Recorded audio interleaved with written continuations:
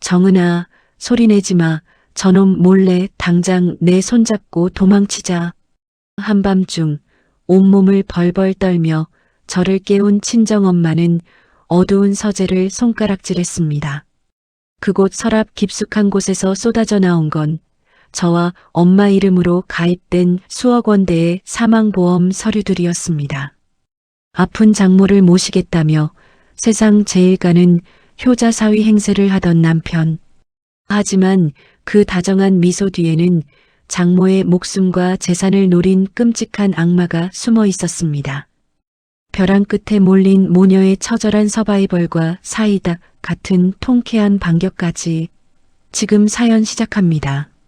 아픈 친정 엄마를 우리 집으로 모시고 온 지 딱 한 달이 되는 날이었습니다. 처음 엄마를 집에 모시자는 이야기를 먼저 꺼낸 사람은 다름 아닌 남편 진태였습니다. 진태는 세상에 둘도 없는 다정한 사위처럼 밤낮으로 엄마의 건강 상태를 살뜰하게 걱정해 주었습니다. 밤낮으로 장모 건강을 살피며 몸에 좋다는 한약을 찾아 온 동네를 다녔고 엄마 다리가 부으면 군소리 없이 정성껏 주물러 주곤 했죠. 매일 아침 일찍 일어나 엄마의 상태를 살피고 따뜻한 물과 함께 알약을 꼭꼭 챙겨주는 진태의 모습은 제게도 큰 감동이었습니다. 주변 이웃들도 어쩌면 저렇게 착하고 다정한 남편이 다 있냐며 부러운 눈길로 저를 바라보곤 했습니다. 힘든 가사일 속에서도 남편 하나는 정말 잘 만났다는 생각에 마음 깊은 곳에서 늘 뿌듯함이 밀려왔습니다. 하지만 그 평화롭고 따뜻했던 우리 집 안방에 생각지도 못한 시커먼 그림자가 깊게 드리우기 시작했습니다. 시계 바늘이 새벽 2시를 가리키며 깍깍 소리를 내던 아주 깊은 밤이었습니다. 안방 안은 정막만 가득 흘렀고 창밖으로는 차가운 밤바람 소리만 간간히 새어들어왔죠. 갑자기 누군가 제 어깨를 조심히 흔들며 덮고 있던 이불을 조금씩 잡아당겼습니다. 깜짝 놀라 눈을 떠보니 엄마가 식은땀으로 범벅이 된 채 제 옆에 쪼그려 앉아 있었습니다. 엄마의 얼굴은 핏기 하나 없이 하얗게 질려 있었고 두 눈은 커다란 공포로 가득 차 있었습니다.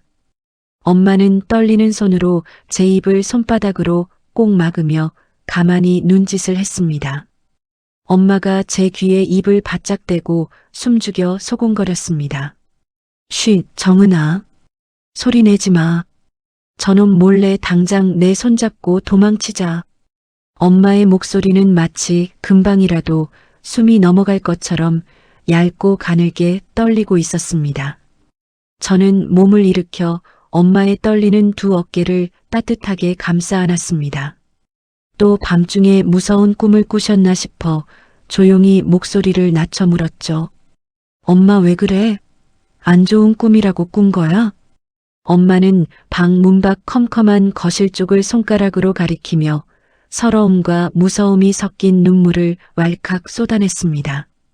엄마가 제 손목을 바싹 움켜쥐며 말했습니다. 저놈이 매일 밤 나한테 가져오는 약물에 정체 모를 흰 가루를 몰래 섞고 있어. 내가 자는 척하다가 똑똑히 봤단 말이다.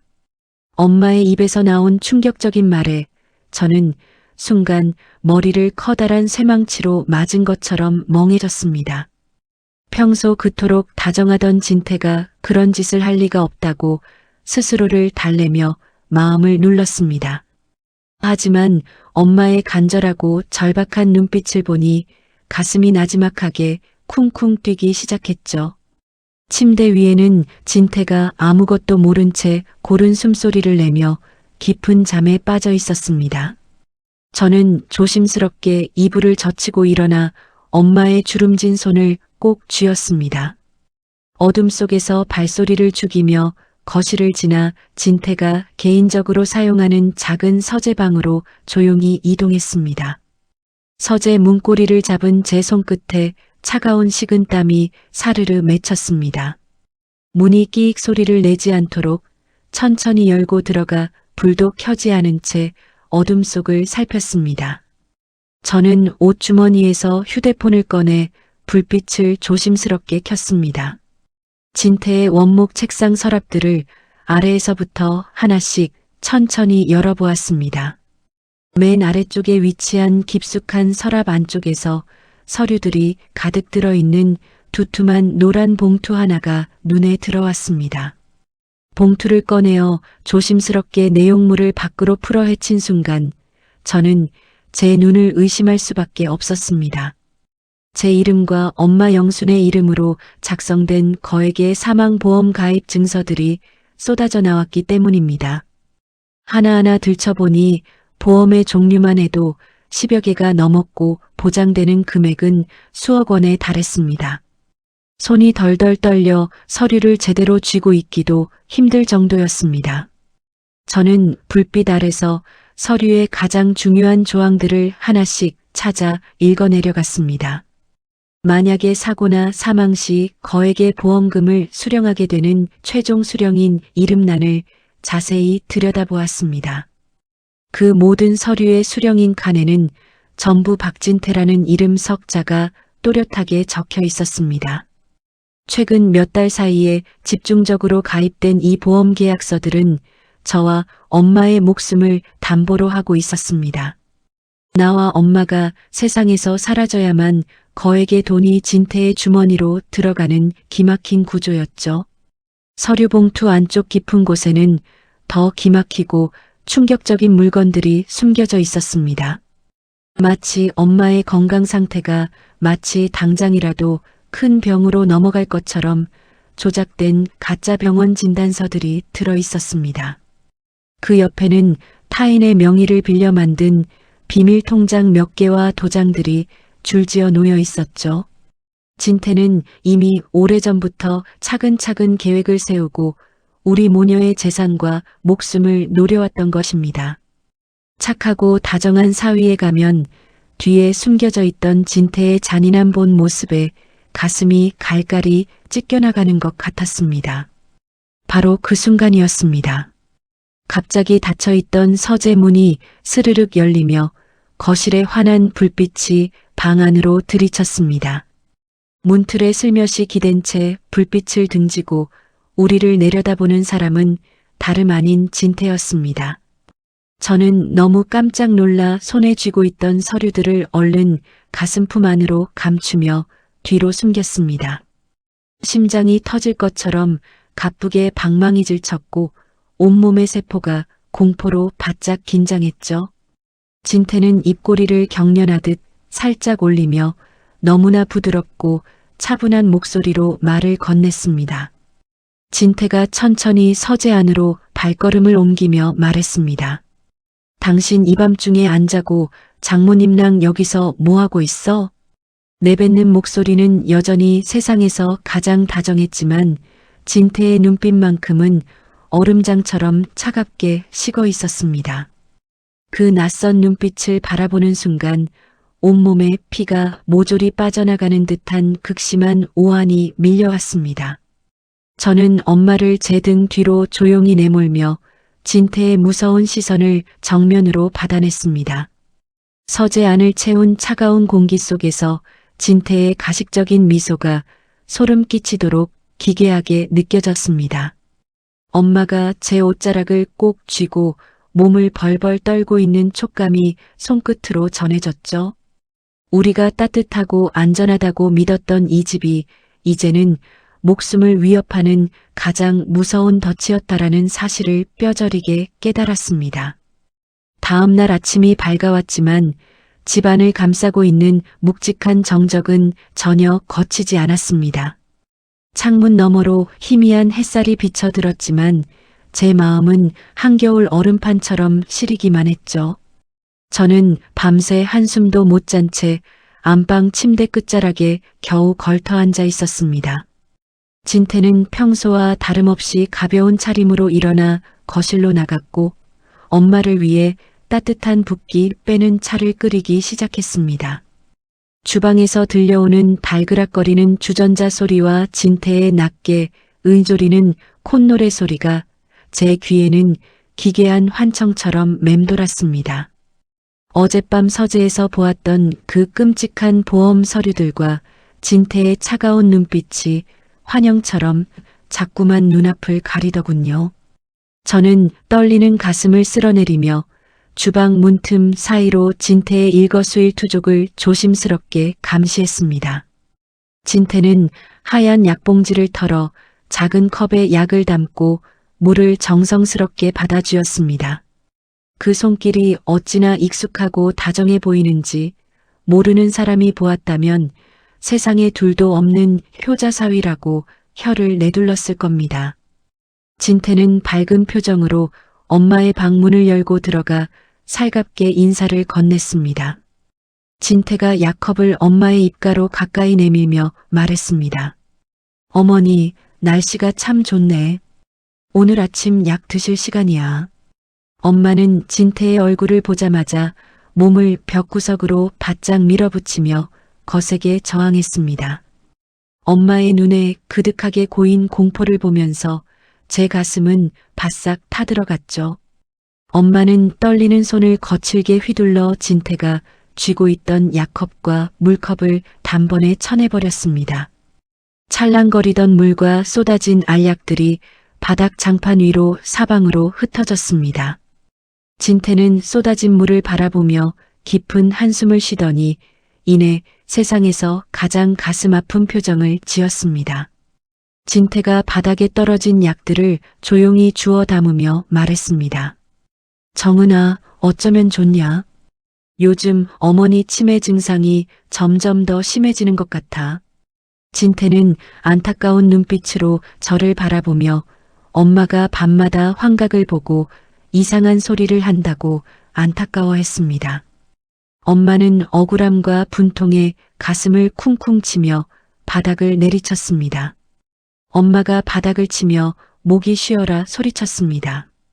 이놈아, 내가 왜 치매냐? 내 놈이 나한테 무슨 짓을 하는지 내가 다 아는데. 그러나 진태는 엄마의 거친 항의에도 전혀 동요하지 않고 다정한 태도를 유지했습니다. 오히려 엄마의 떨리는 어깨를 부드럽게 두드려주며 저를 향해 자상하게 눈짓을 보냈죠. 진태가 제 손을 따뜻하게 감싸쥐며 소곤거렸습니다.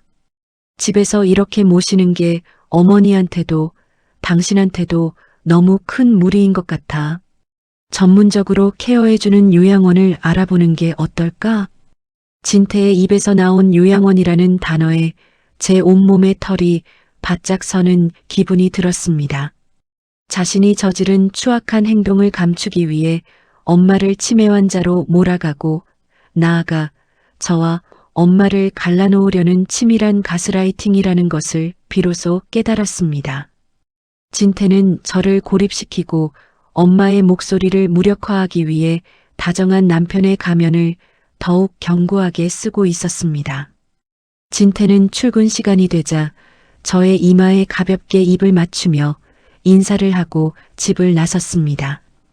현관문이 닫히는 소리가 들리자마자 저는 참았던 숨을 한꺼번에 내쉬었습니다. 엄마는 밤새 치른 공포와 아침의 소동으로 기력이 모조리 빠졌는지 방 안에서 지쳐 겨우 잠에 들었습니다.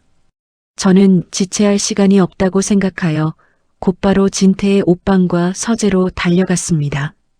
진태가 평소에 출장이나 중요한 계약을 하러 갈 때만 들고 다니던 잠금장치가 달린 가죽 서류 가방을 찾아냈습니다. 서랍 구석에서 진태가 숨겨둔 작은 열쇠를 겨우 찾아내어 가방을 열었죠. 가방 안에는 빽빽하게 들어찬 서류 뭉치들이 단정하게 묶여 있었습니다. 서류의 첫 장을 들춰보자마자 제 입에서는 억눌린 비명이 터져 나왔습니다. 그것은 단순한 서류가 아니라 친정엄마 소유의 시골 땅과 집, 그리고 우리가 살고 있는 집의 소유권을 이전하기 위한 각종 법적 서류들이었습니다. 서류 뭉치 속에는 엄마의 인감증명서와 위임장, 그리고 제 신분증 복사본이 들어 있었습니다. 진태는 이미 오래전부터 엄마의 도장과 제 서명을 몰래 위조하여 서류를 작성해 두고 있었습니다. 친정 아버지가 돌아가시며 엄마에게 남겨준 유일한 시골 땅마저 진태의 명의로 돌리는 절차가 막바지에 다다라 있더군요. 진태는 우리 모녀의 목숨을 담보로 한 사망보험금도 모자라 친정에 남은 재산까지 모조리 자기 주머니로 빼돌리고 있었습니다. 손끝이 하얗게 질리도록 서류를 쥐고 서 있는데 온 세상이 노랗게 무너져 내리는 것 같았습니다. 이 거대한 음모와 위기 앞에서 주부로만 살아온 제가 혼자서 무엇을 할 수 있을지 막막함이 앞섰습니다. 누군가에게 도움을 요청해야만 한다는 간절한 생각이 머릿속을 가득 채웠죠. 그 순간 진태의 여동생이자 저와 비교적 친밀하게 지내온 시누이 선영의 얼굴이 떠올랐습니다. 선영은 평소 이성적이고 합리적인 성격이었기에 오빠 진태의 잘못된 행동을 바로잡아줄 수 있을지도 모른다는 마지막 지푸라기 같은 희망을 품었습니다. 저는 떨리는 손으로 휴대폰을 켜고 선영의 번호를 눌렀습니다. 신호음이 몇 번 울린 뒤 반가운 선영의 목소리가 수화기 너머로 들려왔습니다. 선영이 밝은 목소리로 인사를 건넸습니다. 언니, 웬일이에요? 이 시간에 전화도 다 주고. 저는 가쁘게 차오르는 숨을 고르며 목소리가 떨리지 않도록 애를 썼습니다. 진태가 최근 들어 이상한 약을 엄마에게 먹이려 하고 서랍에서 수많은 보험 서류와 재산 이전 관련 서류를 발견했다는 사실을 눈물로 털어놓았습니다. 선영은 제 이야기를 듣는 내내 아무런 말도 없이 조용히 듣기만 했습니다. 이야기가 끝나자 선영은 깊은 한숨을 쉬더니 의외로 저를 위로하는 따뜻한 말을 건네기 시작했습니다. 선영이 걱정스러운 어조로 말했습니다. 언니 많이 놀랐겠어요. 오빠가 대체 무슨 생각을 하는 건지 모르겠네. 내가 오늘 오후에 당장 오빠 회사로 가든가 집으로 가볼게요. 언니 너무 염려 마요. 선영의 다정한 목소리를 들으니 무겁게 눌려있던 가슴 한구석이 조금은 내려앉는 것 같았습니다. 그래도 시댁 식구 중에 내 말을 들어주고 편을 들어주는 사람이 있다는 사실에 안도의 한숨을 내쉬었죠. 저는 선영에게 몇 번이고 고맙다는 인사를 전하며 오늘 꼭 와달라고 부탁했습니다. 선영도 알겠다고 대답하며 조심히 계시라고 말을 덧붙였습니다. 통화를 마치고 휴대폰을 귀에서 천천히 떼어내려던 바로 그 짧은 순간이었습니다. 끊어지기 직전 수화기 너머로 차갑게 깔린 낮고 기괴한 웃음소리가 희미하게 새어나왔습니다. 마치 모든 상황을 다 알고 있다는 듯 조소 섞인 선영의 비웃음 소리가 제 귓가를 서늘하게 스쳤습니다. 통화가 끊어진 검은 휴대폰 화면을 바라보는 제 등골을 타고 끔찍한 오한이 다시 한번 휘몰아쳤습니다. 며칠 뒤 따스한 햇살이 창가를 은은하게 비치는 나른한 오후였습니다. 시누이 선영이 평소와 달리 고급스러운 과일 바구니를 들고 저희 집 문을 들어섰습니다. 선영은 식탁에 앉아 차를 따르는 제 모습을 바라보며 세상에서 가장 안타까운 표정을 지어 보였죠. 선영이 따뜻한 찻잔을 두 손으로 감싸쥐며 걱정스러운 어조로 말했습니다. 언니, 어머니 상태가 생각보다 많이 심각한 것 같아서 내 마음이 너무 아파요. 선영은 자기가 잘 아는 유명한 요양시설이 있다며 엄마를 전문적인 시설에 모시는 것이 모두를 위해 가장 현명한 길이라고 저를 설득하기 시작했습니다. 엄마가 좋은 환경에서 치료를 받아야 저도 고생을 덜하고 집안도 평화로워진다는 그럴듯한 말을 쉴 새 없이 늘어놓았죠. 저는 선영의 다정한 위로에 고개를 끄덕이면서도 가슴 한구석에서 피어오르는 알 수 없는 서늘함을 지울 수가 없었습니다.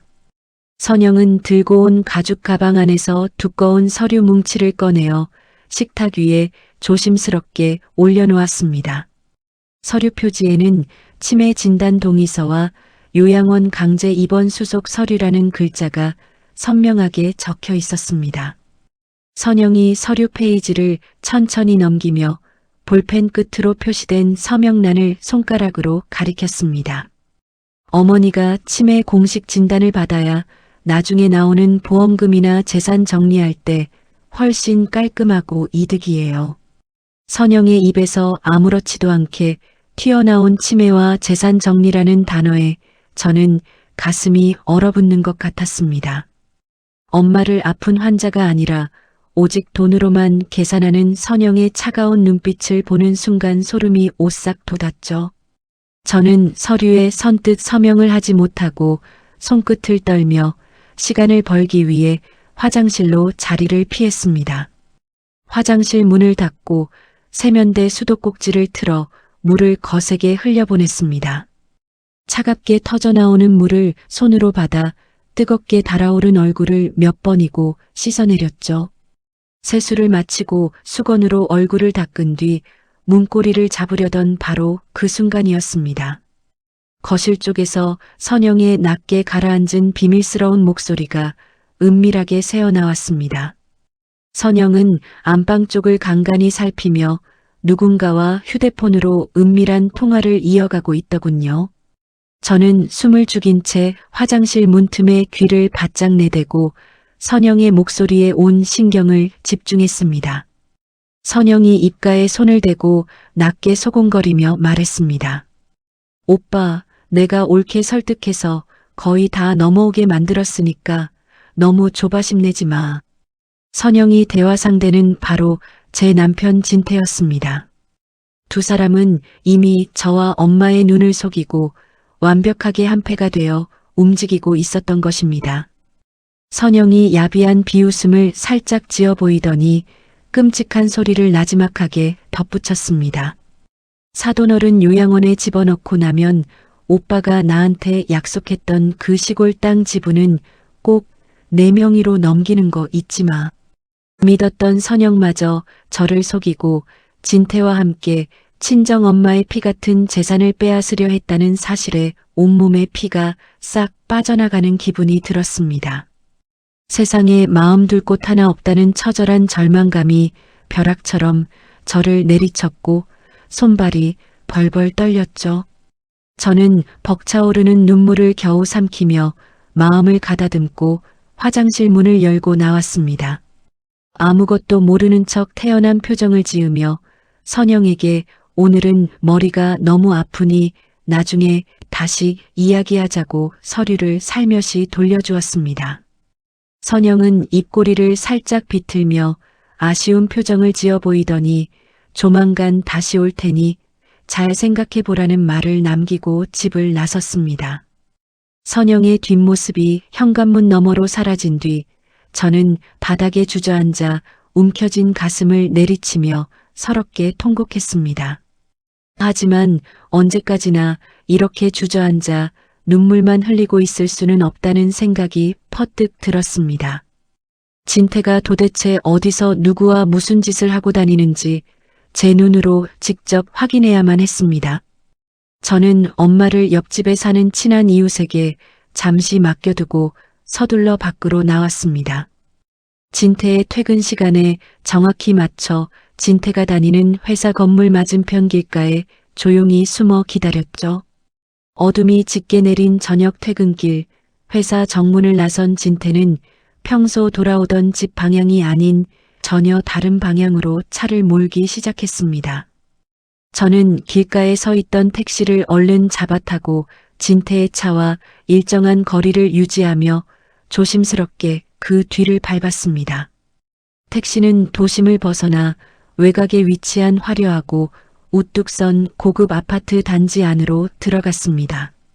진태는 지하 주차장에 익숙하게 차를 세우고 기분 좋은 걸음걸이로 엘리베이터를 향해 걸어갔죠. 저 역시 조심스럽게 차에서 내려 진태와 일정한 간격을 두고 그의 뒤를 쫓아갔습니다. 진태가 엘리베이터를 타고 멈춰선 층수를 확인한 뒤 계단을 통해 서둘러 올라갔습니다. 복도 구석 모퉁이에 몸을 숨긴 채 진태가 어느 집배를 누르는지 유심히 살폈습니다. 초인종 소리가 울리고 얼마 지나지 않아 문이 열리더니 짙은 화장을 한 젊은 여자 유라가 화사하게 웃으며 진태를 반갑게 맞이했습니다. 유라의 차림새는 고급스러운 비단 옷이었고 손가락에는 반짝이는 보석 반지가 끼워져 있었죠. 바로 그 순간 집 안쪽에서 서너 살 남짓되어 보이는 어린아이가 신나게 달려 나와 진태의 다리를 꼭 끌어안았습니다. 아이가 진태의 품에 얼굴을 묻으며 쾌활한 목소리로 외쳤습니다. 아빠, 오늘 왜 이렇게 늦게 왔어? 보고 싶었단 말이야. 진태는 아이를 품에 번쩍 안아들고 세상에서 가장 다정한 아빠의 표정으로 아이의 뺨에 입을 맞추었습니다. 유라가 진태의 어깨에 친근하게 몸을 기대어 서서 손에 쥔 고급 명품 가방과 자동차 열쇠를 보여주며 애교를 부리기 시작했습니다. 진태는 나에게 돈이 없다고 늘 불평하며 생활비를 아끼라고 호통치던 모습과는 전혀 다르게 호탕하게 웃었습니다. 지갑에서 두툼한 수표 뭉치를 꺼내어 유라의 손에 아무렇지도 않게 쥐어주는 진태의 모습이 눈에 들어왔습니다.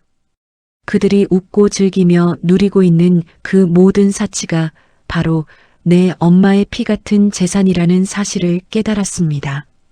진태는 이미 오래전부터 내연녀 유라와 또 다른 아이까지 두고 완벽하게 딴살림을 차려놓고 저를 철저히 속여온 것이었습니다. 살짝 열린 현관문 틈 사이로 쏟아져 나오는 그들의 행복한 웃음소리가 제 가슴을 날카로운 칼날로 베어내는 것 같았습니다. 억울함과 슬픔으로 얼룩졌던 제 가슴 속에는 이내 거센 분노의 불길이 타올라 온몸을 무섭게 감쌌습니다. 어둠 속에 홀로 서서 유라의 집 창문 너머를 노려보는 제 두 눈에는 서슬푸른 복수심이 또렷하게 맺혔죠. 다정한 가식을 떨며 우리 모녀의 목숨과 재산을 사지로 몰아넣은 진태와 유라, 그리고 선영까지 그 누구도 절대로 용서하지 않겠다고 뼈저리게 다짐했습니다. 진태의 본색을 확인하는 데는 일주일이면 충분했습니다. 친정 부모님이 남겨주신 집 명의를 자기 앞으로 싹 돌려놓더니 진태는 드디어 가면을 벗었습니다. 어느 늦은 밤 다짜고짜 안방문을 쾅 열고 들어오더니 옷장에 걸려있던 저와 제 딸 엄마가의 옷가지를 바닥에 사정없이 내던지기 시작하더군요. 창밖에 장대비가 무섭게 퍼붓던 밤이었습니다.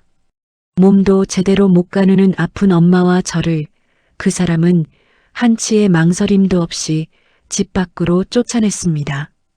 쿵 마이너스. 현관문이 커다란 소리를 내며 닫히고 철컥하고 문이 잠기는 소리가 차가운 정적을 갈랐습니다. 어두컴컴한 골목길 바닥에는 이미 거센 빗물이 강물처럼 흘러넘치고 있었지요. 빗물에 흠뻑 젖어 사시나무 떨듯 떠는 엄마를 온몸으로 감싸 안았습니다. 얼어붙은 시멘트 바닥 위에 털썩 주저앉아 그저 엄마를 끌어안는 것 말고는 할 수 있는 게 없더군요. 가슴 밑바닥에서부터 억울함과 서러움이 왈칵 치밀어 오르는데 목이 메어 비명조차 터져 나오지 않았습니다. 차가운 빗물만 눈가를 하염없이 적실 뿐이었죠. 이 넓은 세상에 우리 모녀 몸 하나 편히 누일 단 한 칸의 방도 없다는 사실이 그제야 뼈저리게 가슴을 파고들었습니다.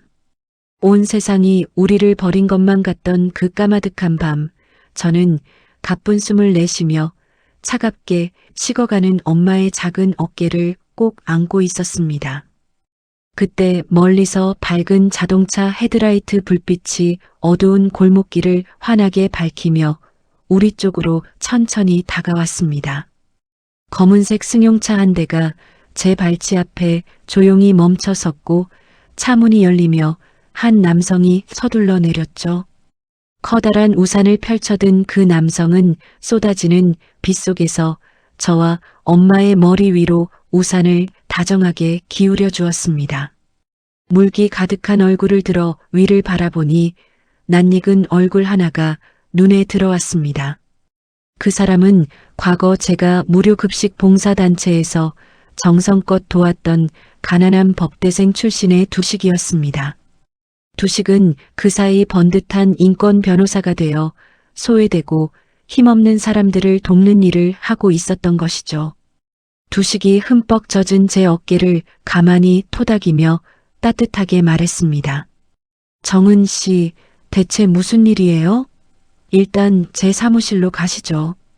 두식의 따뜻한 목소리를 듣는 순간 차갑게 얼어붙어 있던 제 마음속에 작은 온기가 사르르 번져나갔습니다.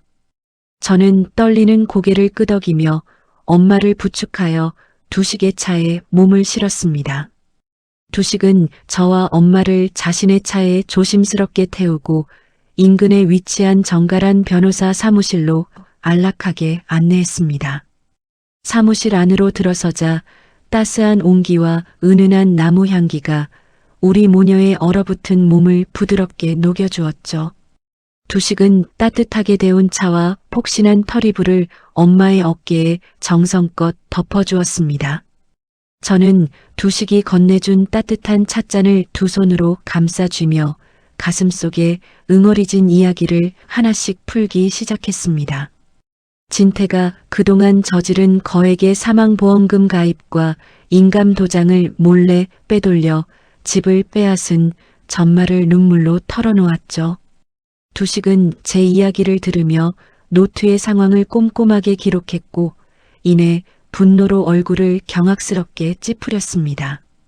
두식이 안경테를 살짝 고쳤으며 단호하게 말했습니다. 가짜 도장과 위조 서류로 집을 빼앗은 것은 엄연한 사기 범죄입니다. 제가 반드시 되찾아드리겠습니다. 두식의 곱고 고든 눈빛을 바라보며 저는 절망의 벼랑 끝에서 비로소 살 길이 열렸음을 깨달았습니다. 두식은 저희를 위해 사무실 안쪽 따뜻한 휴게실을 내어주며 마음 편히 쉬라고 보살펴 주었습니다. 다음 날 아침 일찍부터 두식은 서둘러 사무실을 나가 발로 뛰며 사건 조사를 시작했습니다. 진태가 인감증명서를 몰래 발급받은 기관의 기록을 하나하나 찾아가며 파헤치고 다녔죠. 또한 엄마의 가짜 진단서를 허위로 작성해준 의심스러운 병원을 찾아가 결정적인 증거들을 수집했습니다. 진태가 위조한 각종 서류에서 허점과 불법 정황들이 낱낱이 드러나기 시작했습니다. 두식은 수집한 확실한 증거들을 바탕으로 법원에 진태의 명예 이전을 무효로 해달라는 소송을 즉시 제기했습니다. 아울러 진태가 저와 엄마에게 다시는 접근하지 못하도록 막아주는 긴급 명령도 함께 신청했죠. 법적인 절차가 차근차근 진행되는 동안 제 마음속을 가득 채우고 있던 공포와 불안도 점차 사라져갔습니다. 정당한 법의 힘으로 진태의 악행을 밝혀낼 수 있다는 사실에 밤마다 잠을 이룰 수 있었습니다. 두식은 매일 저녁 조사 상황을 저에게 친절하게 설명해주며 용기를 북돋아 주었습니다. 엄마도 두식의 진심 어린 도움 덕분에 차츰 기력을 회복하며 편안한 미소를 되찾아갔죠.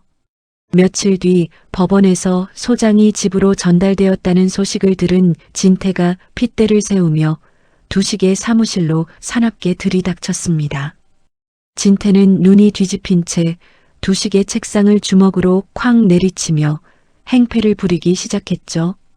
진태가 침을 튀기며 고함을 질렀습니다. 남의 집안일에 당신이 무슨 상관이야. 당장 이거 취하 못해. 진태의 거친 목소리에 사무실 안에 있던 서류들이 흔들렸고 순간 험악한 분위기가 조성되었습니다. 하지만 두식은 전혀 동요하지 않고 차분한 눈빛으로 진태를 똑바로 노려보았습니다. 두식이 자리에서 천천히 일어나며 차갑게 경고했습니다. 서류를 위조하고 사람을 길거리에 몰아낸 죄는 감옥에 갈 수 있는 무거운 범죄입니다. 법정에서 얘기하시죠. 두식의 단단하고 기계 넘치는 기세에 눌린 진태는 분을 참지 못해 시시거리며 어두운 표정으로 문을 쾅 닫고 나갔습니다. 진태의 비겁한 뒷모습을 바라보며 저는 더 이상 홀로 외롭게 싸우지 않아도 된다는 사실에 가슴이 뭉클해졌습니다. 단단한 법적 무기와 정직한 조력자를 얻은 저는 비로소 진태의 추악한 덫을 깨부수고 승리할 수 있다는 희망을 깊이 품게 되었습니다. 한 달이라는 길고 긴 기다림 끝에 마침내 재판 결과가 나오는 결정적인 날이 찾아왔습니다. 두식은 굳은 표정으로 서류 가방을 챙겨 들고 제 손을 따뜻하게 감싸주며 커다란 용기를 북돋아 주었죠. 법정에 들어선 정은의 심장은 금방이라도 터질 것처럼 가쁘게 뛰었고 온몸에 식은 땀이 사르르 흘러내렸습니다. 저 멀리 피고인석에 앉아있는 진태는 여전히 뻔뻔하고 당당한 표정으로 저를 차갑게 노려보고 있더군요. 하지만 판사님은 진태가 제출한 인감증명서와 위임장이 모조리 위조된 불법 서류라는 사실을 엄숙하게 선언했습니다. 진태의 이름으로 넘어갔던 친정집과 시골 땅의 소유권을 즉시 무효로 돌리고 원래 주인인 엄마에게 되돌려주라는 판결이 웅장하게 울려 퍼졌죠. 판사님의 목소리가 법원 안에 울려 퍼지는 순간 제 눈에서는 오랫동안 참아왔던 뜨거운 눈물이 왈칵 터져 나왔습니다. 억울함과 공포로 밤마다 잠을 이루지 못했던 날들이 스쳐 지나가며 가슴속 응어리가 시원하게 내려앉았습니다. 소송에서 완벽한 승리를 거둔 두식은 환한 미소를 지으며 저에게 축하의 인사를 따뜻하게 건넸습니다. 반면 진태는 사색이 된 얼굴로 주먹을 움켜쥔 채 분을 참지 못하고 법정을 황급히 빠져나갔죠. 며칠 뒤 저와 엄마는 마침내 그토록 그리웠던 우리의 옛집으로 다시 당당하게 걸어 들어갔습니다. 진태가 멋대로 잠가놓았던 현관문을 환하게 열어젖히자 묶여있던 찬바람이 밖으로 시원하게 빠져나갔죠. 집안 구석구석에는 아직도 진태의 추악한 때와 기분 나쁜 흔적들이 고스란히 남아있었습니다. 저는 팔소매를 걷어붙이고 진태가 쓰던 옷가지와 신발 남겨둔 물건들을 모조리 자루에 담아 밖으로 던져버렸습니다. 진태의 흔적이 집안에서 하나씩 사라질 때마다 제 가슴속 묵은 때도 깨끗이 씻겨 내려가는 기분이 들었죠. 엄마도 부엌으로 들어가 살림살이들을 닦으며 오랫동안 잃어버렸던 집안일의 활기를 조금씩 되찾기 시작했습니다. 마당으로 나온 저는 쓸어내지 못했던 낙엽과 먼지를 깨끗이 쓸어내며 마당 구석구석에 시원한 물을 뿌렸습니다. 엄마는 물을 뿌리는 제 모습을 바라보며 주름진 손으로 제 손통을 살포시 잡아주었죠. 엄마는 눈가에 고인 눈물을 닦아내며 말했습니다. 정은아, 이제야 우리 집 같구나. 고생 많았다, 내 딸. 우리는 서로의 지친 어깨를 꼭 끌어안은 채 마당 한가운데서 감격의 눈물을 한없이 흘렸습니다. 빼앗겼던 재산과 소중한 집을 되찾은 저는 엄마와 함께 새로운 삶을 시작하기 위해 작은 결심을 내렸습니다. 동네 입구 길목 어귀에 작고 정갈한 가게 하나를 얻어 소소한 국수집을 차리기로 한 것입니다. 손수 육수를 끓이고 정성껏 만두를 피워 손님들에게 따뜻한 한 끼를 대접하며 살아가고 싶었죠. 가게 이름을 정하고 식탁과 의자를 들여놓는 동안 제 마음은 오랫동안 잊고 살았던 희망으로 설렜습니다. 개업을 하는 첫날 아침, 두식은 커다란 축하 화분을 들고 환한 얼굴로 국수집 문을 들어섰습니다. 두식이 화분을 가게 구석에 조심스럽게 내려놓으며 말했습니다. 사장님, 개업을 진심으로 축하드립니다. 앞으로 대박 나실 겁니다. 두식의 기분 좋은 축하 인사에 가게 하는 금세 온기 가득한 웃음소리로 환하게 차올랐습니다. 소문을 듣고 찾아온 이웃 주민들도 하나둘 자리를 채우며 따뜻한 국수 한 그릇씩을 주문했죠. 김이 모락모락 피어오르는 국수집 안은 사람들의 정겨운 대화 소리와 웃음꽃으로 가득 피어났습니다.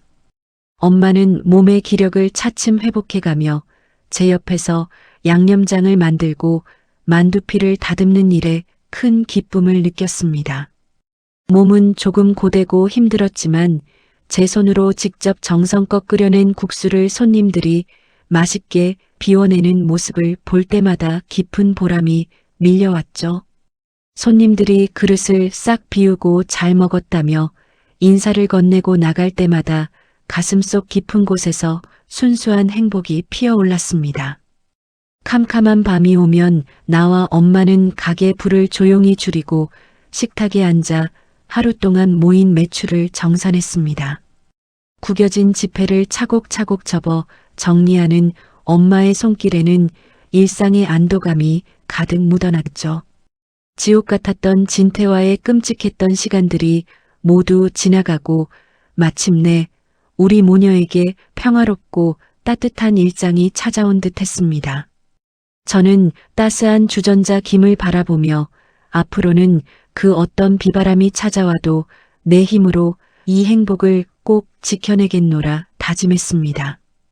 엄마의 구분 등 뒤로 비치는 따스한 조명 불빛이 세상에서 가장 평화롭고 아름답게 빛나고 있었습니다. 2달이라는 시간이 흐른 어느 평화로운 오후였습니다. 국수집 안은 점심 손님들이 뿜어내는 온기와 구수한 육수 냄새로 가득 차 있었죠. 엄마는 손님들에게 따뜻한 국수와 반찬들을 나누며 얼굴 가득 흐뭇한 미소를 짓고 있었습니다. 저 역시 이마에 맺힌 땀을 닦아내며 삶아진 면발을 그릇에 담느라 바쁜 손길을 움직였죠. 피땀 흘려 만든 작은 일상 속에서 느껴지는 소소한 온기가 온몸을 부드럽게 감싸 안았습니다. 하지만 우리 모녀가 그토록 소중히 갖고 온 평화는 너무나 허망하게 깨어져 버렸습니다. 쿠탕탕 소리와 함께 정갈하게 닫혀있던 가게 유리문이 거칠게 열려 보도블록 바닥으로 부딪혔습니다. 검은 옷을 입은 험악한 인상의 남성 3명이 가게 안으로 들이닥치며 난장판을 만들기 시작했죠. 맨 앞에 선 사채업자 마실장이 길다란 목재 의자를 발로 세게 차서 벽으로 던져버렸습니다. 의자가 부서지며 우당탕 소리를 내자 국수를 먹던 손님들이 비명을 지르며 밖으로 황급히 도망쳤습니다. 마실장은 이마에 흉터를 실룩거리며 식탁 위 그릇들을 손으로 사정없이 엎어버렸죠. 순식간에 정성껏 준비한 진국 육수와 국수 면발이 매장 바닥으로 지저분하게 나뒹굴었습니다. 저는 얼어붙은 엄마를 뒤로 숨기며 떨리는 몸을 일으켜 마실장의 앞을 막아섰습니다. 마실장이 가죽 재킷 주머니에서 때 묻은 서류 한 장을 꺼내어 식탁 위에 탁 내던지며 말했습니다. 내 남편 박진태가 우리한테 돈 빌리고 내 이름을 보증인으로 올려놨다. 서류 표지에는 제 이름 정은 석자와 함께 수억 원이라는 거액의 채무 금액이 또렷하게 적혀 있었습니다.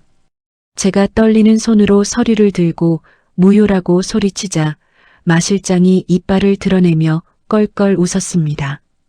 마실장이 핏발선 2 눈으로 저를 내려다보며 말했습니다.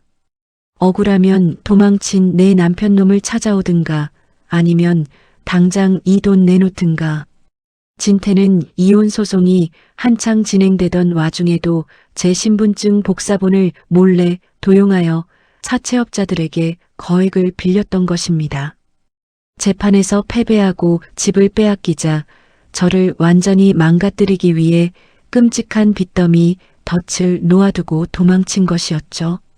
진태가 저지른 악랄한 공작의 실체를 깨닫는 순간 머릿속이 아득해지며 숨이 턱 막혔습니다.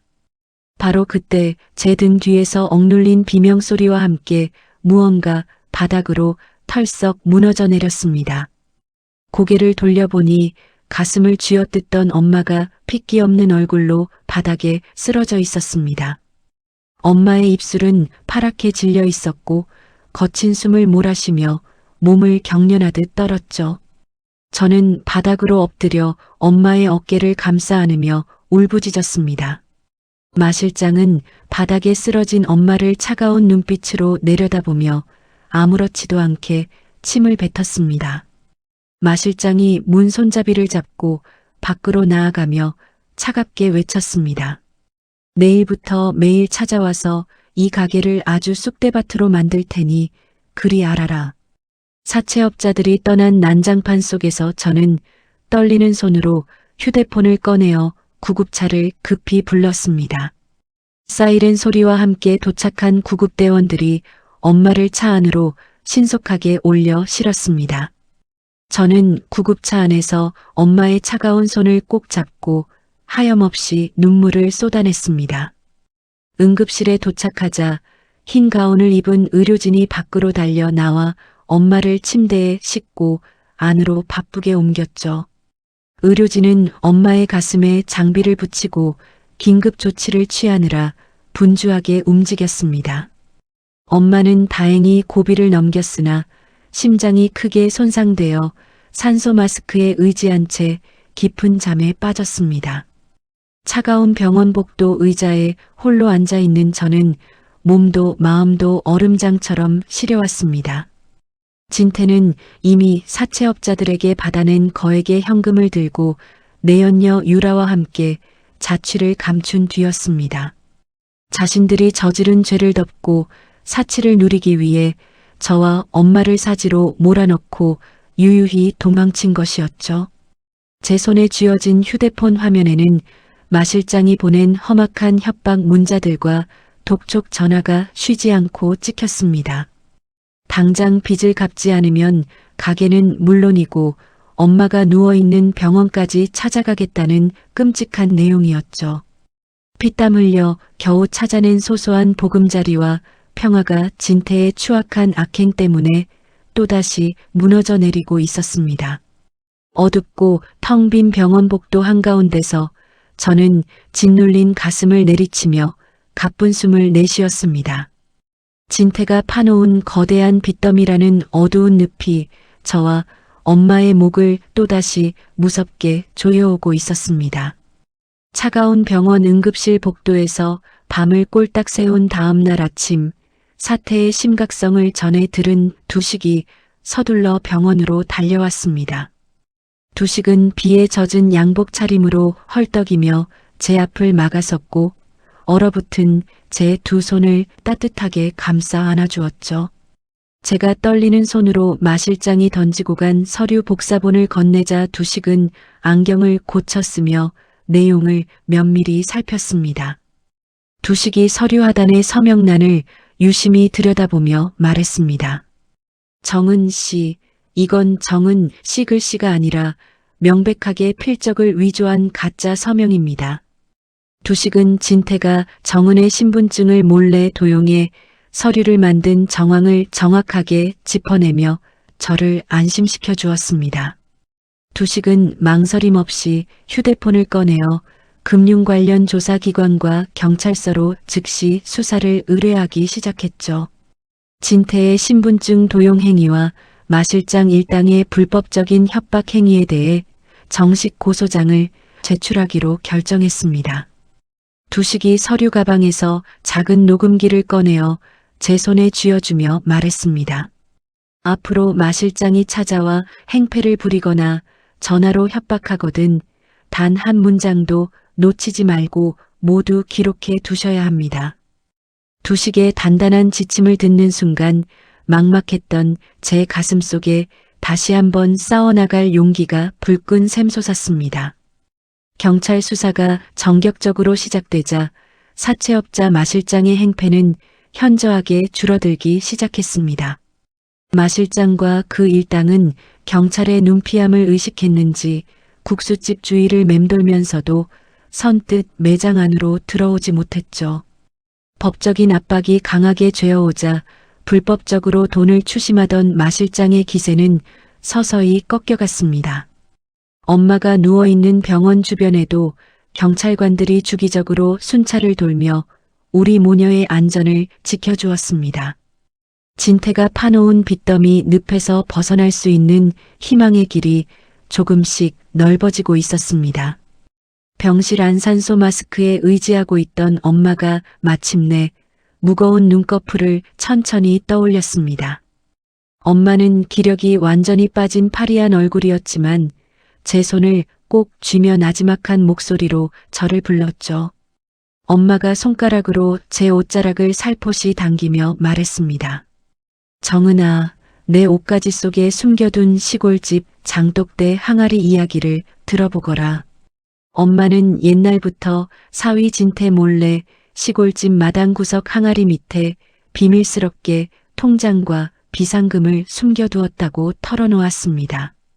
진태가 아무리 친정집을 수색해도 발견하지 못했던 엄마의 피 같은 순수 비상금이 마당 밑에 온전히 묻혀 있었던 것입니다. 저는 엄마의 말을 듣고 즉시 시골집 마당으로 달려가 흙을 파내고 낡은 비닐 봉지에 쌓인 통장과 현금을 찾아냈습니다. 엄마가 평생 절약하며 사위 몰래 모아둔 그 비상금은 당장 급한 엄마의 병원비와 법적 소송 비용을 충당하는 데 결정적인 버팀목이 되었습니다. 돈 걱정으로 타들어가던 제 가슴에 엄마의 지혜가 가득한 단비가 내려앉는 기분이었죠. 몇 주 뒤 사채 채무와 관련한 첫 재판이 법원에서 엄숙하게 열렸습니다. 두식은 진태가 정은의 명의를 무단으로 사용하여 만든 보증계약서가 완전히 무효임을 증거 자료와 함께 차분하게 입증했습니다. 판사님은 법정안을 가득 메운 정적 속에서 진태가 저지른 명예 도용계약의 무효를 최종 인정했습니다. 마실장과 사채업체가 정은을 상대로 청구한 수억 원의 빚상환 요구를 법적으로 완전히 기각한다는 선언이 내려졌죠. 재판장의 방망이 소리가 쿵쿵 울려 퍼지는 순간 마실장은 어두운 표정으로 이빨을 깨물며 법정을 황급히 빠져나갔습니다. 억울하게 뒤집었을 뻔했던 수억 원의 빚더미에서 비로소 완벽하게 벗어난 것입니다. 법원 정문을 나오며 두식과 엄마의 따뜻한 손을 잡은 제 눈에서는 감격의 눈물이 하염없이 흘러내렸습니다. 저는 지체 없이 엉망진창으로 부서져 있던 국수집으로 돌아가 청소를 시작했습니다. 마실장 일당이 내던진 부서진 의자와 깨진 그릇 조각들을 밖으로 내다버리고 바닥을 깨끗이 닦아냈죠. 두식도 양복 상의를 벗어 던지고 팔소매를 걷어붙인 채 가게 청소를 정성껏 도와주었습니다.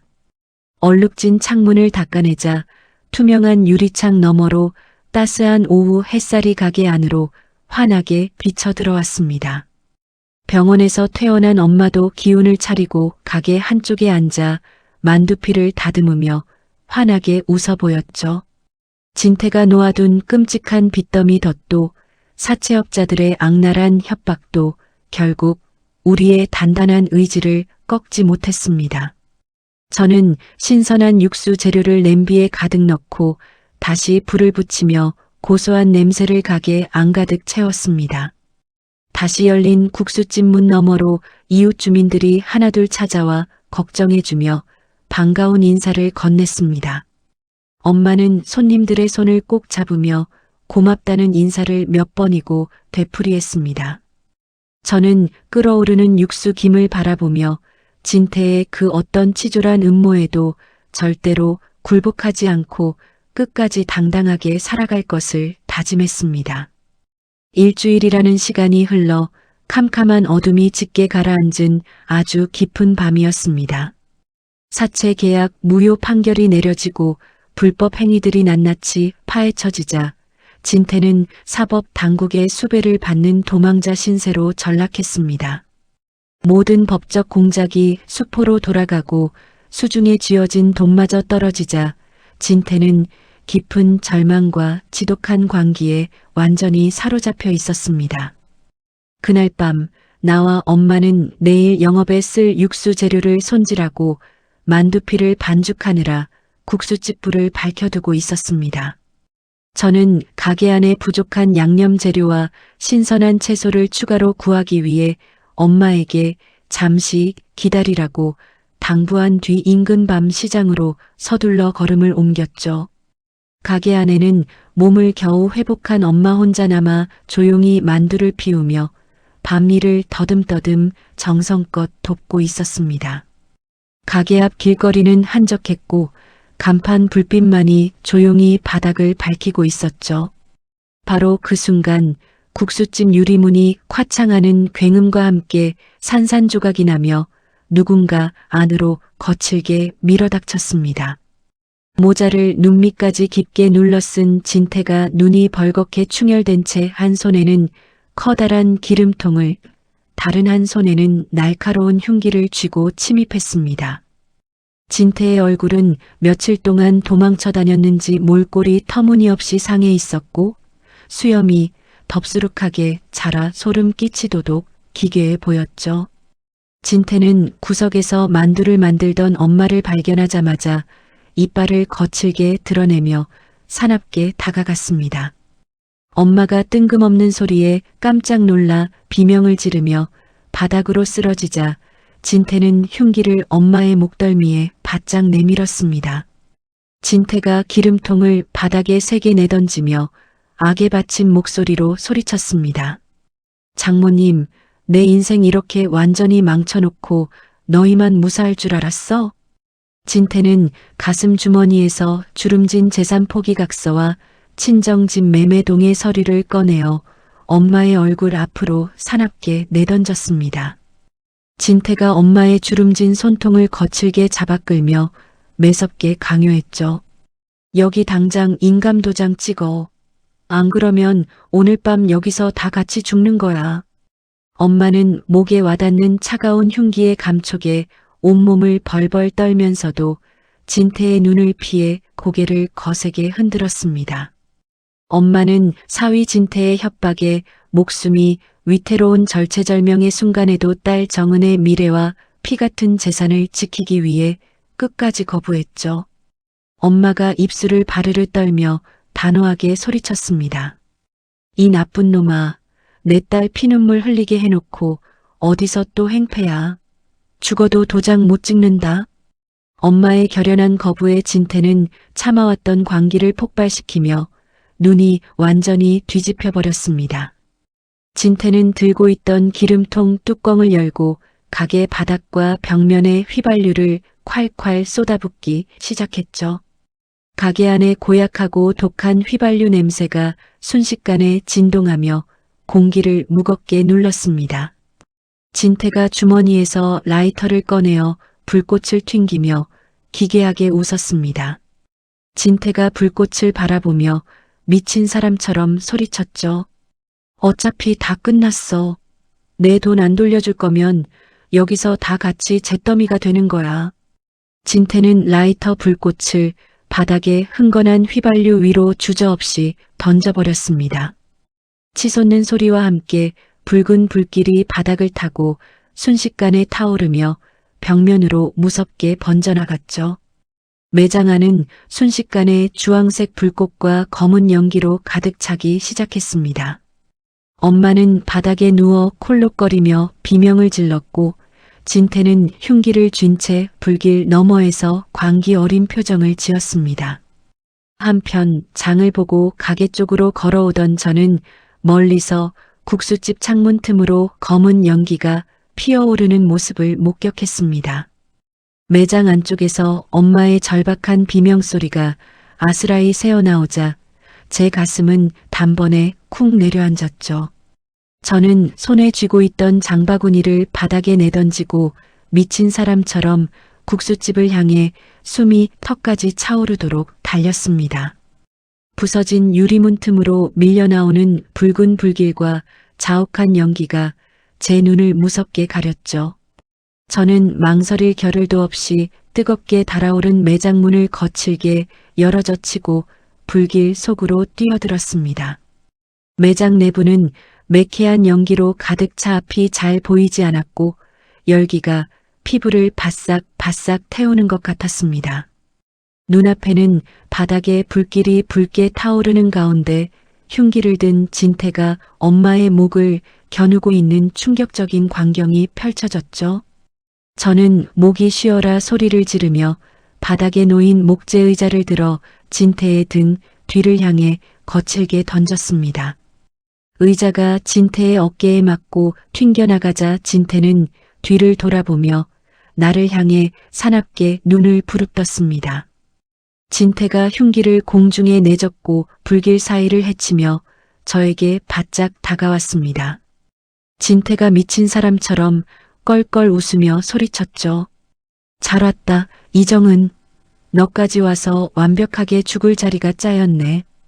가게 내부는 사방으로 번져가는 붉은 불꽃과 자욱한 검은 연기로 산소가 바닥나 숨이 턱턱 막혀왔습니다.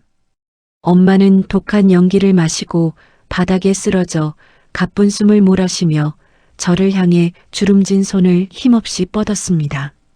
진태는 흉기를 거칠게 휘두르며 제 목숨까지 위협하기 위해 불길을 넘어 바짝 다가섰죠.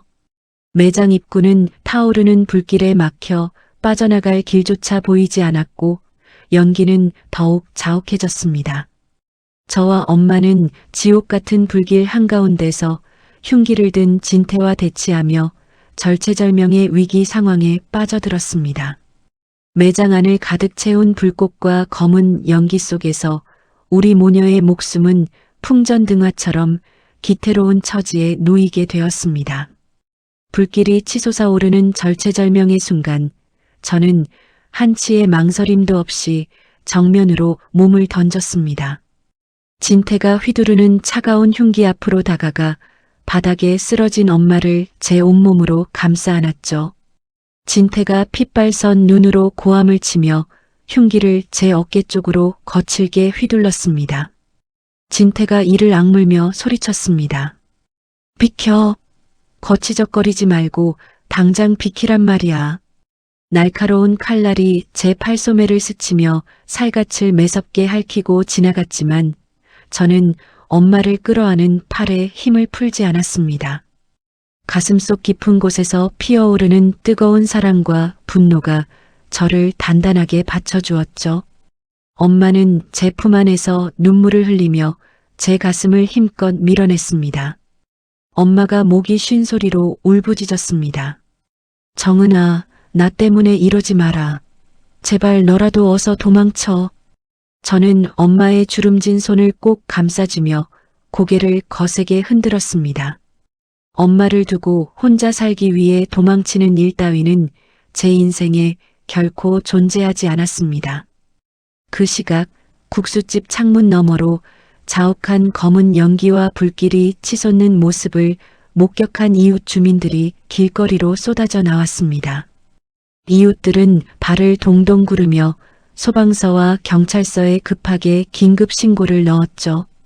진태의 수상한 동선을 추적하던 변호사 두식 역시 이상함을 느끼고 국수집을 향해 차를 거칠게 몰아 달려왔습니다.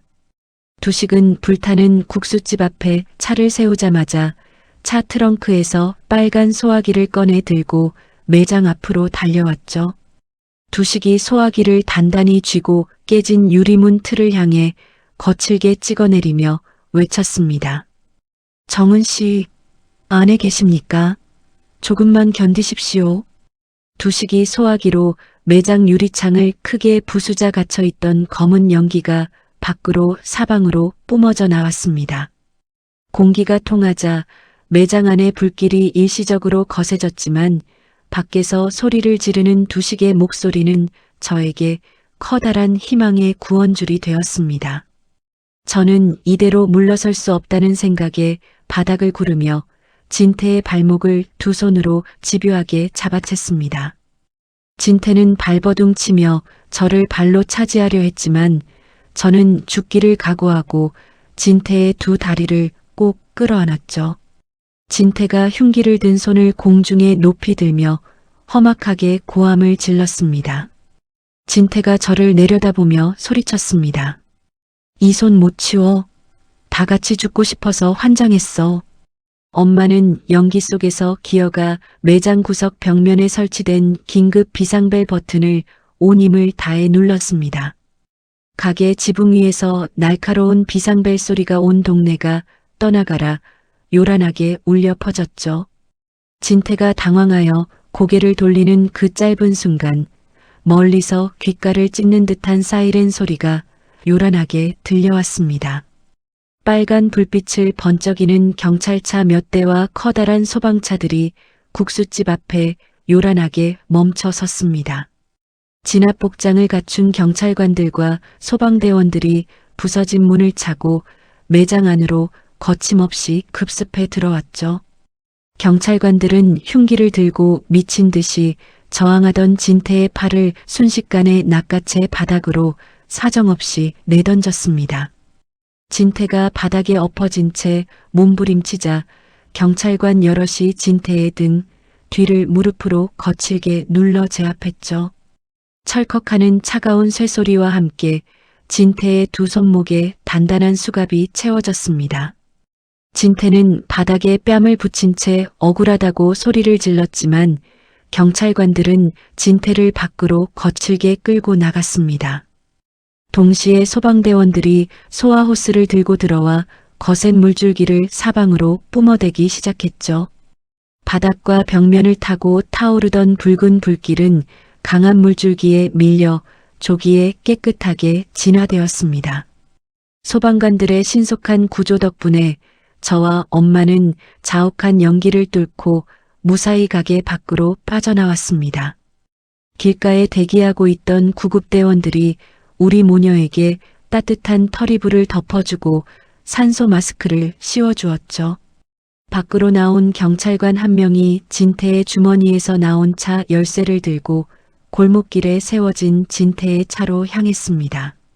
차 문을 열고 내부를 수색하던 경찰은 트렁크 안에서 추가 방화용 기름통과 비밀 서류 가방을 발견했죠.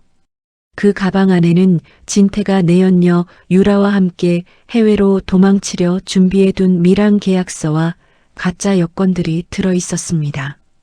진태가 저지른 악랄한 방화 현장과 폭행 행위는 현장에 출동한 경찰의 사진 기록과 이웃들의 목격 증언으로 완벽한 법적 증거가 확보되었습니다. 진태가 저질러온 추악한 범죄의 전말이 온 세상에 명백하게 밝혀지는 순간이었죠. 검은 연기가 점차 거치고 시원한 밤바람이 우리 모녀의 물기 어린 얼굴을 부드럽게 감싸 안았습니다. 엄마는 털이불 속에서 떨리는 손을 내밀어 제 손을 꼭 잡고 가슴에 안았습니다. 엄마가 눈가에 고인 눈물을 훔쳐내며 말했습니다. 정은아, 이제 살았다. 정말로 고생 많았다. 저는 엄마의 주름진 얼굴을 바라보며 참았던 안도의 눈물을 흘렸고 엄마를 온몸으로 꼭 껴안았습니다. 지옥 같았던 괴물 진태의 위협과 공포가 마침내 우리 삶에서 완전히 끝났음을 온몸으로 느꼈습니다. 3개월이라는 시간이 흘러 마침내 진태와 그 일당에 대한 마지막 재판이 열리는 엄숙한 날이 찾아왔습니다. 차가운 시멘트 벽으로 둘러싸인 법정 안에는 묵직하고 서늘한 정적만 조용히 흐르고 있었죠. 수갑을 차고 피고인석에 죄수복 차림으로 앉아있는 진태의 얼굴은 어둠처럼 검게 그늘져 있었습니다. 판사님은 진태가 저지른 방화 미수와 살인 미수 그리고 사기 및 명예 도용 등 중범죄의 목록들을 하나씩 엄숙한 목소리로 나열했습니다. 법정 안에 웅장하게 울려 퍼지는 판사님의 판결 소리는 엄중했고 진태에게 징역 15년이라는 중형을 최종 선언했죠. 진태의 옆에서 범죄에 적극 가담하고 엄마의 재산을 몰래 숨겼던 신우이 선영과 내연녀 유라에게도 각각 무거운 실형이 선고되었습니다. 판사님의 법봉 소리가 쿵쿵 울려 퍼지는 순간 우리 모녀의 삶을 사지로 몰아넣었던 악인들은 모조리 차가운 감옥으로 끌려갔습니다. 감옥으로 끌려가며 소리를 지르는 진태의 비겁한 모습을 바라보며 제 가슴속 깊이 쌓여있던 서러움이 시원하게 터져나왔죠. 재판이 무사히 끝나고 법원 정문을 걸어 나오며 저는 오래 묵은 가슴속 응어리와 공포를 시원하게 털어냈습니다. 진태와의 지긋지긋하고 악몽 같았던 인연을 완벽하게 끝내는 이혼 수속 절차도 깔끔하게 마무리를 지었죠. 나를 무겁게 조여오던 법적 사슬과 공포가 완전히 사라지자 비로소 자유롭고 따뜻한 공기가 제 가슴 깊숙이 들어왔습니다. 인권 변호사 두식은 법원 계단 아래서 저와 엄마에게 따뜻한 눈빛을 보내며 마지막 인사를 건넸습니다. 두식이 서류 가방을 손에 고쳐쥐며 부드러운 미소로 말했습니다. 정은 씨, 그동안 정말 고생 많으셨습니다. 이제는 아무 걱정 말고 어머니와 함께 평화롭게 사십시오. 저는 두식의 다정한 격려에 고개를 깊이 숙이며 진심에서 우러나오는 감사의 인사를 올렸습니다. 정직하고 단단한 조력자가 없었다면 우리 모녀는 거대한 덫을 빠져나오지 못했을 것이기에 두식의 은혜는 평생 잊지 못할 것입니다. 화재로 손상을 입었던 소중한 국수집은 따뜻한 이웃 주민들의 정성 어린 손길 덕분에 다시 정갈하게 수리되었습니다. 동네 이웃들은 자발적으로 붓을 들고 찾아와 페인트 칠을 도와주고 깨진 창문과 기물을 깨끗하게 새로 교체해 주었죠. 화사한 햇살이 투명해진 유리창을 통과해 정돈된 식탁 위를 부드럽고 따뜻하게 감싸 안았습니다. 새롭게 문을 연 국수집 문 너머로 김이 모락모락 피어오르는 구수한 육수 냄새가 동네 길목으로 은은하게 퍼져나갔죠. 가게 안은 다시 찾아온 이웃 손님들의 정겨운 대화 소리와 환한 웃음소리로 따뜻하게 가득 찼습니다. 건강을 완벽하게 회복한 엄마는 정갈한 하얀 앞치마를 둘러매고 제 옆에서 기쁜 얼굴로 손님 맞이를 시작했습니다. 엄마는 얼굴 가득 흐뭇한 미소를 지으며 김이 피어오르는 국수 그릇을 손님 식탁 위에 정성껏 올려놓았죠. 엄마가 손님의 손통을 따뜻하게 잡으며 친절하게 말했습니다. 정성껏 끓였으니 맛있게 드시고 오늘 하루도 기분 좋은 시간 보내세요. 손님들은 국수를 한 그릇 싹 비우며 사장님 얼굴이 훨씬 좋아 보인다고 반가운 덕담과 축하를 건넸습니다. 손님들이 잘 먹었다며 인사를 하고 나가는 모습을 바라보는 제 가슴속에는 오랫동안 느껴보지 못한 순수한 안도감과 깊은 보람이 가득 차올랐죠. 악몽 같았던 진태의 음모와 어두웠던 시련의 시간들은 저와 엄마를 더욱 단단하고 강인한 사람으로 만들어 주었습니다. 어떤 비바람이 다시 찾아온다 해도 이제 그 누구도 저와 엄마가 일궈낸 소소한 행복을 빼앗거나 위협할 수 없다는 확신이 들었죠. 저는 저녁 장사를 무사히 마무리하고 노을빛이 붉게 물드는 매장 창가 자리에 엄마와 함께 살포시 앉았습니다. 따스한 찻잔을 두 손에 감싸 쥐고 엄마의 주름진 손을 가만히 꼭 감싸쥐었죠. 엄마가 따뜻한 눈빛으로 저를 바라보며 다정하게 말했습니다. 정은아, 모진 세월 다 견뎌내고 내 딸로 내 곁에 있어줘서 참 고맙구나. 저는 엄마의 주름진 손을 가슴에 품으며 기쁨과 안도의 눈물을 나지막하게 흘렸습니다. 창밖으로 비쳐드는 노을빛 햇살이 우리 모녀의 어깨를 따스하고 아늑하게 감싸 안아주었습니다. 저와 엄마는 서로를 향해 밝게 웃어 보이며 다가올 평화롭고 희망찬 내일을 향해 당당하게 발걸음을 내딛었습니다. 가장 가까운 사람에게 배신당하고 온 세상이 캄캄하게 무너져 내리는 순간에도 서로의 손을 끝까지 놓지 않았던 우리 모녀의 이야기는 여기까지입니다.